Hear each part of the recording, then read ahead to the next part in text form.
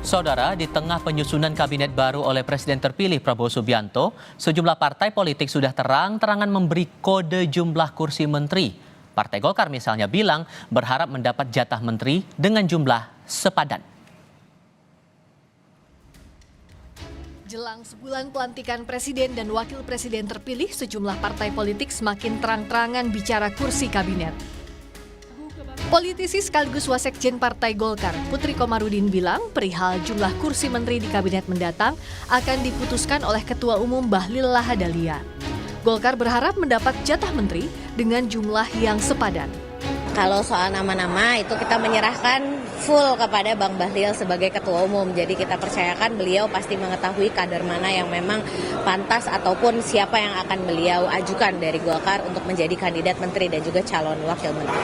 Untuk porsinya berapa banyak kira-kira?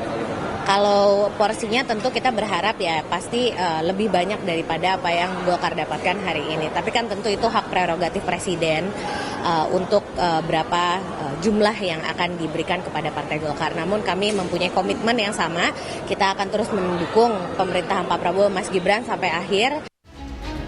Sementara Ketua Umum Partai Nasdem Surya Paloh yang mengaku sudah sering bertemu Prabowo dan menjalin komunikasi bilang menghormati keputusan Prabowo terkait kursi kabinet di pemerintahan mendatang. Paloh beranggapan Nasdem bukan prioritas untuk mengisi kursi kabinet Prabowo Gibran. Komunikasi dengan saya selaku Ketua Umum Partai Nasdem itu sudah lebih paling tidak mungkin 2-3 kali sudah. Saya mengutarakan pada Pak Prabowo, Nasdem memberikan kesempatan kepada beliau dan kepada seluruh polisi kebijakan beliau untuk memprioritaskan seluruh partai-partai politik di luar Partai Nasdem untuk masuk di kabinet. Artinya Nasdem bukan prioritas. Gerindra juga angkat bicara soal jatah menteri. Ketua Harian Partai Gerindra, Sufmi Dasko Ahmad menyebut hanya sedikit kader Gerindra yang bakal mengisi kabinet di pemerintahan Prabowo Gibran. Saya juga belum tahu progresnya sampai mana, karena itu adalah hak prerogatif daripada Presiden terpilih. Nah, beliau pada saat ini memang berkonsentrasi untuk menuntaskan nomenklatur, menuntaskan jumlah, dan menuntaskan kriteria yang akan mengisi kabinet yang akan datang. Demikian. Kalau dari Gerindra sudah ada nama-namanya, tapi mohon maaf belum bisa dipublikasi. Berapa dari Gerindra? Ya dari Gerindra sedikit lah, sedikit nggak banyak. Sedikit. Tapi ya kan itu dinamis, masih dalam penggodokan. Demikian. dalam menentukan jumlah menteri, Prabowo akan lebih leluasa karena rapat paripurna DPR ke-7 Kamis kemarin resmi mengesahkan revisi Undang-Undang tentang Kementerian Negara menjadi undang-undang. Salah satu poin penting dalam Undang-Undang Kementerian Negara ini, yakni Presiden memiliki kebebasan penuh menambah jumlah kementerian sesuai kebutuhan. Tim Liputan, Kompas TV. Kenapa Golkar menganggap layak mendapat jatah lebih pada menteri pemerintahan baru nanti? Bagaimana pula pembahasan di Koalisi Indonesia Maju soal ini? Kami akan diskusikan bersama Wakil Ketua Umum Partai Golkar Nurdin Halid dan Direktur Eksekutif Lingkar Madani Indonesia Ray Rangkuti. Selamat sore semuanya, apa kabar? Selamat sore. Terima kasih semuanya sudah hadir. Saya koreksi dulu ya, sekarang saya bukan lagi Wakil Ketua Umum Partai Golkar, sudah itu lama. Oke. Ikut Partai Golkar. Oke, sebagai mewakili Partai Golkar, terima kasih sekali lagi Pak Nurdin sudah mau bergabung bersama kami. Saya sempat berbicara dengan Mbak Putri waktu itu di DPR dari kutipan wawancara saya tadi. Selain karena alasan konsistensi Golkar mendukung Prabowo Gibran, apakah ada alasan lain yang membuat Golkar merasa yakin dan layak untuk mendapatkan porsi menteri lebih banyak di pemerintahan baru nanti, Pak Nurdin? Begini, yang pertama, kita sering mendengar pernyataan Pak Prabowo, bukan hanya sekedar pernyataan, tapi itikat semangat juang Pak Prabowo untuk bangsa ke depan ini menuju nasional lebih baik, maka beliau mengusung sekarang keberlanjutan. Artinya, apa yang telah dilakukan oleh Pak Jokowi selama 10 tahun, yang baik itu akan dilanjutkan oleh beliau, yang kurang akan diperbaiki. Nah, untuk proses pembangunan perlu stabilitas politik. Nah, Golkar adalah salah satu partai yang pemenang di Koalisi Indonesia Maju. Jadi Golkar itu di 102 kursi, itulah jumlah yang sangat signifikan untuk menjaga untuk menciptakan stabilitas, menjaga seluruh kebijakan yang akan dilakukan oleh Pak Prabowo Gibran dalam membangun bangsa ini. Oleh karena itu sesuatu yang sangat wajar, tapi tetap pada keputusan kepada Pak Prabowo. Jadi ketika misalnya eh, Golkar mengharapkan minimal 5 menteri, itu adalah sesuatu yang sangat wajar, tetapi semua tergantung kepada Bapak Presiden. Kita tidak pernah, Partai Golkar tidak pernah memaksakan kehendak dan tidak akan menuntut. Kita hanya bermohon, mengharapkan, terserah Bapak Presiden. Dan Ketua Umum kami, Pak Bahlil sekarang, adalah sangat komunikatif dengan Pak Jokowi, sangat komunikatif dengan Pak Prabowo. Tentu beberapa hari datang, itu beberapa lalu juga hampir setiap saat ketemu Pak Prabowo. Oke, Tentu menyerahkan sebagai ketua sepenuhnya partai, kepada itu akan terus Pak melakukan- Prabowo, tapi beberapa kali kode disampaikan, baik itu Pak Erlangga dan tadi Mbak Putri juga menyampaikan berharapnya bisa lebih lah dapat jatah menteri. Jadi pengennya berharapnya berapa, Bang? Ya, kita mengharapkan minimal 5 menteri, jadi proporsional lah. Nah, apalagi sekarang ini ada kewenangan yang diberikan oleh undang-undang kepada Bapak Presiden terpilih untuk menentukan jumlah kabinetnya berdasarkan tantangan bangsa ke depan. Seperti kita pahami bahwa ini tantangan ke depan bangsa kita itu tidak ringan, itu berat sekali menghadapi global warming, krisis energi, krisis pangan dan sebagainya. Dan Pak Prabowo, saya yakin adalah beliau akan fokus bagaimana mengantisipasi agar sekalipun suatu krisis terjadi, tapi tidak itu Indonesia tidak mengalami krisis tersebut. Nah, oleh karena Oke. itu maka kabinet beliau tentu kabinet yang antisipatif terhadap tantangan satu. Kabinet yang antisipatif terhadap perjuangan kita untuk menuju Indonesia emas. Oke. Jangan sampai mimpi cita Indonesia emas itu tidak akan tercapai karena Bapak Presiden tidak diberi waktu yang luang, diberi ruang yang cukup untuk menentukan kabinetnya. Oke, Bung Rey menangkap kode ini, pesan apa yang sebetulnya mau disampaikan Golkar ke pemerintahan baru nanti? Ya pesannya jelas bahwa Golkar ingin lebih kursi kabinet itu lebih dari 5. Kalau sebelumnya kan per Maret seingat saya di masa kepemimpinan Pak Erlangga itu Golkar dengan terus terang mengatakan setidaknya mendapatkan 5 kursi anggota kabinet gitu. Nah seiring dengan perkembangan seperti sekarang ini ya Golkar menginginkan kalau bisa ya lebih dari 5 lah.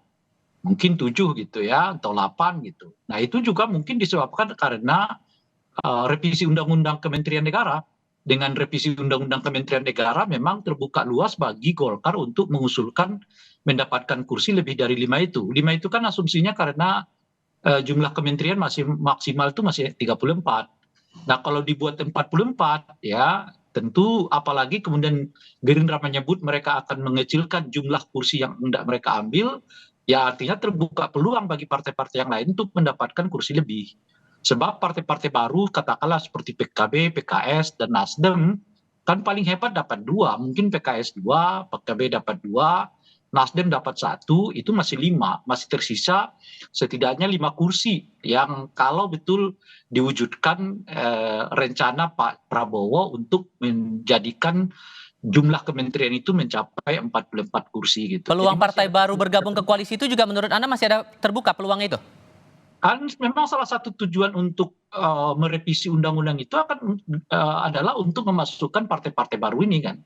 Sebab kalau pakai, nah dengan memperbanyak jumlah anggota kabinet, maka potensi partai-partai baru ini untuk masuk ke dalam kabinet malah meningkat di angka 80% menurut saya. Oke. Ini soal nanti kecocokan saja orang-orangnya dan sebagainya gitu. Nah dalam konteks masih ada 5 seperti yang saya sebutkan itu tadi, kemungkinan kursi kosongnya yang diperebutkan, ya itulah mungkin yang salah satunya diincar oleh Golkar. Oke. Dari 5 yang mereka minta, ya setidaknya mungkin nambah jadi 2, jadi 7 gitu. Dan masih ada 3 kursi lagi yang sebenarnya apa istilahnya itu ya memungkinkan untuk diperebutkan lagi gitu. Oke, Pak Nurdin, ini kan total 10 partai yang bergabung di KIM, 7 diantaranya adalah partai yang lolos di parlemen begitu. Sejauh mana sebetulnya pembahasan di internal KIM soal porsi menteri ini di tiap partai? Jadi KIM ini sangat solid ya, komunikasi politik sangat intens dan penuh dengan kekeluargaan. Tapi semuanya itu kita tidak pernah memaksakan keadaan, itu semua diserahkan kepada presiden terpilih, dan itu hak prerogatif beliau. Dan kita punya keyakinan sangat kuat bahwa Pak Prabowo itu memiliki komitmen kebangsaan yang sangat tinggi dan beliau adalah patriot sejati dan Pancasilais, dan beliau selalu menciptakan suasana hubungan kerjasama dan tidak menciptakan lawan dan tidak dendam itu. Nah, oleh karena itu komunikasi sangat baik dengan Pak Prabowo, komunikasi dengan Kim juga sangat intens dan sangat kekeluargaan. Tapi semuanya sepenuhnya diserahkan kepada Pak Prabowo. Koalisi Indonesia Maju tidak ada satupun partai yang melakukan apa istilahnya mendesak kepada Pak Prabowo. Semua diserahkan kepada beliau karena kita semua punya keyakinan bahwa Prabowo ada seorang pemimpin yang memahami anatomi Indonesia. Nah, ketika seorang pemimpin memahami anatomi Indonesia, maka dia mampu merekrut SDM yang ahli di bidangnya. Dan itu kita punya keyakinan tentang itu. Oke. Bang Rey begini, karena kan kita melihat juga dalam beberapa kali Pak Prabowo dan juga perwakilan dari Kim sempat menyatakan bahwa pemerintahan baru nanti akan diisi dengan format Zakon Kabinet. Isinya adalah orang-orang profesional. Dengan komposisi Kim sebanyak ini ditambah lagi Golkar berharap akan mendapatkan porsi jatah menteri lebih besar. Sejauh mana Zakon Kabinet ini bisa terwujud nantinya, Bung Rey? Kalau pengertian Zakon Kabinet itu artinya 3 ya. Pertama adalah kelompok profesional, kelompok ahli, dan jauh dari partai politik. Ya itu Zakon Kabinet itu tidak terjadi. Saya sih melihatnya sebetulnya pernyataan, sehingga saya itu Pak Muzani ya, yang menyebutkan keinginan Pak Prabowo untuk menciptakan Zakon Kabinet. Dengan kalau kita pakai pengertian yang saya sebutkan tadi ya, 3 kriteria itu. Yaitu independen, kemudian ahli dan profesional. Itu menurut saya semacam kritik sebetulnya kepada partai-partai yang lain yang akan mungkin ya mendesakkan kader-kader mereka untuk masuk. Sebab ada keinginan dari Pak Prabowo untuk menciptakan kader yang jauh lebih independen dari yang sebelumnya diciptakan oleh Pak Jokowi, di mana merekrut begitu banyak anggota kabinet dari partai politik masuk kepada kabinet. Kalau itu pengertian Zakon, tapi kalau pengertiannya profesional, ya itu nggak usah sebut Zakon lah. Ini ke anggota kabinet profesional gitu aja gitu loh. Jadi bukan kabinet Zakon, bukan Zakon kabinet gitu. Itu yang pertama. Nah yang kedua, sekarang misalnya kalau ditanyakan, apakah mungkin Pak Prabowo akan mengakomodir keinginan Golkar untuk menambah kursi itu? Saya kira agak berat juga tuh. Sebab kalau misalnya Golkar dapat 7, ketimpangan kepemilikan kursi ya, atau kesertaan kursi anggota partai politik koalisi kabinet Pak Prabowo itu tinggi sekali. Sebab begini kan asumsinya, kalau Golkar mendapat 7, PAN misalnya dapat 3, Demokrat dapat 2 gitu ya, dan sebagainya di bawah 3 itu. Nah itu kan artinya selisihnya sampai lebih dari 50%. Gitu, bahkan 100%, 120% gitu, karena ada selisih 4%. Nah, oleh karena itulah kemungkinan itu alasan pertama, ada ketimpangan kesertaan partai politik di dalam anggota kabinet Pak Prabowo. Apakah itu akan menimbulkan kecemburuan? Ya, di dalam politik yang kayak begitu itu sangat terbuka kemungkinan adanya kecemburuan gitu ya. Nah, yang kedua adalah kalau kemudian anggota kabinetnya banyak diisi oleh Partai Golkar gitu ya, sementara Gerindra sendiri menurunkan kesertaan mereka di dalam kabinet gitu, itu artinya ini yang boleh disebut ini koalisi Golkar gitu loh. Di mana di dalamnya itu mengikut sertakan Gerindra, PAN, macam-macam dan sebagainya gitu. Saya kira itu diperhitungkan oleh Pak Prabowo bagaimana ia bisa mengelola sebuah anggota kabinet yang mayoritas anggota kabinetnya justru bukan berasal dari partai politiknya gitu. Tapi berasal dari partai politik yang lama yang potensial justru menjadi tanda kutip ya lawan politik di masa yang akan datang gitu. Pak Nurdin, kalau kemudian saya kutip pernyataan dari Pak Dasko bilang Gerindra dapat jatahnya dikit begitu untuk di posisi menteri. Kalau kemudian istilah profesional itu dikonotasikan kepada kalangan non parpol dan yang lebih banyak akan mengisi posisi menteri adalah kalangan non parpol, Golkar siap atau enggak? Jadi saya kira Kim sangat mendukung ya keinginan Pak Prabowo untuk membentuk Zakon Kabinet. Kenapa? Tadi apa yang disampaikan oleh Bung Rey?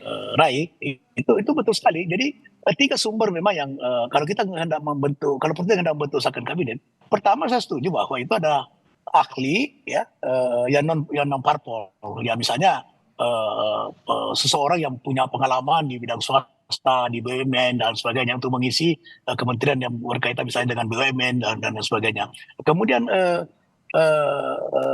yang kedua adalah yang bersumber dari partai. Nah, yang bersumber dari partai juga harus mengacu kepada keinginan Bapak Presiden bahwa sekalipun dia orang partai tapi dia ahli gitu. Dia profesional. Jadi bukan karena dia politisi, tapi dia berpartai, tapi dia punya keahlian khusus untuk bidang-bidang yang memang dibutuhkan oleh Presiden. Jadi itu juga bisa masuk sebagai seorang profesional yang ahli. Nah, yang ketiga yang independen itu. Benar sekali Pak Bunda itu. Ya misalnya Gubernur Bank Indonesia, Menteri Keuangan, Menteri Pendidikan, itu tidak boleh yang memang bukan ahli di bidangnya. Nah, saya kira reshuffle kabinet itu sesuatu yang sangat positif untuk membangun bangsa ini ke depan. Dan Golkar sangat tidak keberatan dengan hal tersebut. Dan insya Allah Golkar juga akan apabila diminta oleh Bapak Presiden berapa misalnya diberikan jatah kepada Golkar, maka Golkar akan mengirim nama-nama yang memenuhi kriteria reshuffle kabinet itu. Kalau Golkar berharap mendapatkan jatah menteri lebih besar, kita ingat lagi pernyataan Pak Jokowi di acara Partai Amanat Nasional waktu itu yang sempat bilang PAN perlunya dapat jatah lebih juga nih untuk porsi menterinya begitu. Apakah betul tidak ada dinamika untuk masalah porsi menteri ini di internal Kim, Pak Nurdin? Tidak ada, sama sekali tidak ada. Masing-masing menjalin komunikasi dengan Pak Prabowo soal menteri ya, sekalipun diperbincangkan di sini, tapi tidak ada pembagian bahwa PAN kamu sekian saja, Golkar kamu sekian saja, Gerindra sekian, tidak ada. Itu tidak ada pembicaraan seperti itu. Semuanya Kim ini sepakat bahwa kita hanya mengharapkan kepada Bapak Presiden yang menentukan berapa yang diberikan Golkar, berapa PAN, berapa Gerindra, dan berapa yang partai yang baru bergabung setelah Pilpres. Itu juga diserahkan semuanya kepada Presiden. Dan kita tidak ada meminta jatah membagi jatah kepada masing-masing koalisi, bahwa koalisi ini Golkar sekian, proporsional sekian, ini sekian, ini sekian, tidak ada. Jadi semuanya diserahkan kepada Bapak Presiden. Kita hanya berharap bahwa dengan suara Golkar di DPR yang begitu signifikan, maka kita tentu mengharapkan, itu wajar-wajar saja dalam semua karena politik itu kan kepentingan. Nah, kita mengharapkan ya minimal 5 lah Bapak Presiden bisa berikan kepada Golkar. Kalau bertambah alhamdulillah, kalau tidak juga nggak apa-apa gitu. Oke. Terkait pernyataan dari Bang Dasko, Bung Rey, yang menyebutkan bahwa Partai Gerindra dapat jatahnya dikit nih untuk pemerintahan berikutnya di posisi menteri begitu. Apakah ini semacam tanda bahwa untuk partai lain pun juga akan mendapatkan perlakuan yang sama, bahwa porsinya akan dikit dan lebih banyak dari kalangan profesional di luar partai politik? Saya kira dua pernyataan dari elit Gerindra itu sebetulnya dimaksudkan semacam kritik ke dalamnya. Pertama, pernyataan Bung Dasko yang menyebut ini sebaiknya Gerindra itu akan mengirim lebih sedikit anggota partai politik untuk masuk kabinet Pak Prabowo gitu ya. Lalu pernyataan Pak Muzani yang menyebut pentingnya membangun semacam zakon kabinet gitu. Dua itu maksudnya sebetulnya lebih banyak pada harapan, artinya mungkin dengan tidak langsung Pak Dasko mengatakan jangan dong kita berlomba-lomba untuk ngirim anggota partai politik kita anggota kabinet gitu loh, kira-kira itu. Kami aja yang pemenang pemilu, presidennya adalah presiden dari Partai Gerindra, malah hanya mendorong sedikit anggota kabinet masuk ke dalam, dan kira-kira gitu. Nah, itu pertama. Nah, yang kedua, yang disebut dengan zakon kabinet, meskipun nampaknya kurang tepat istilah itu, mau mengatakan jangan asal elit dong yang dikirim. Memang orang-orangnya adalah orang-orang yang layak, patut untuk ditempatkan di posisi yang hendak ditempatkan gitu. Karena memang ada kecenderungan biasanya menteri-menteri ini diambil, diisi oleh elit-elit partai politiknya yang dicocok-cokkan saja dengan jabatan yang ada pada dirinya. Gitu ya. Komposisinya masih. Saya kira pernyataan baik Pak Dasko maupun Pak itu dalam kerangka justru ingin mengkritik ke dalam, memberi masukan ke dalam agar partai-partai politik jangan berlomba-lomba mengirim anggota kabinet mereka, kan kalaupun mereka kirim harus sesuai dengan kebutuhannya gitu. Komposisi ini masih akan menarik untuk dicermati. Pak Nurdin Halid dari Partai Golkar, terima kasih. Bung Rey Rangkuti juga terima kasih sudah berdiskusi bersama kami. Selamat sore semuanya. Sama-sama. Selamat sore, sama-sama.